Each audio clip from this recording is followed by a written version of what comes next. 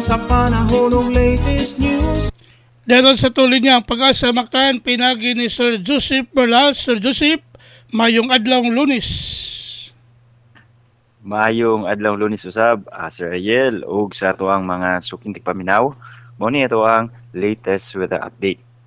Kining easterlies o ang init nga hangin nga gikan sa sidlakan o dagat Pasipiko mao'y weather system nga nakaapekto sa atong nasod labi na sa eastern section sa Visayas ingon man sa Mindanao.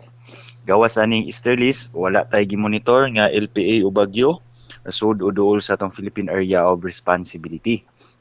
Maong karong adlawng Lunes ang tibuok Kabisayaan lakip na ang probinsya sa Sugbo aduna tay generally fair weather condition na kasarangan ug gigayon init nga tempo sa panahon. Makapabot gyud ta ni mga pipila lang mga patak-patak o mga isolated na mga pag-ulan dala sa easterlies sa may Eastern Visayas ug sa localized thunderstorms na nahibiling bahin sa Kabisayaan. Karong orasa natay mga offshore na mga pag-ulan no habagatan nga bahin sa Bohol.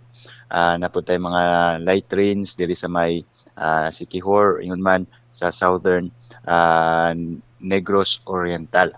Ug natay mga pag-ulan karong adlaw kini mga lumalabay lamang for duration usually less than few minutes or pinakadugay na ning 30 minutos ngadto na sa isa ka oras. Apan mag continuous monitoring gyapon ta sa atong issue na mga thunderstorm advisories kung naaman. Kintang sa atong hangin ug kadagatan wala tay gale warning.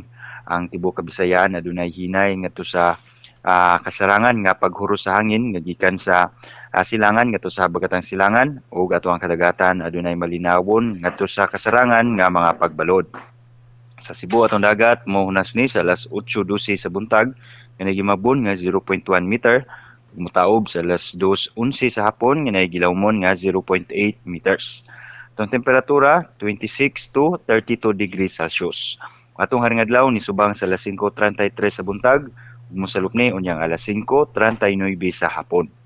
Ug matong latest diri sa buhatan sa Pag-asa Mactan, Visayas do Este, it's Joseph Merlas, maayong buntag. Salamat Sir Joseph, may buntag des Pag-asa Mactan. Welcome sir. Okay, good morning.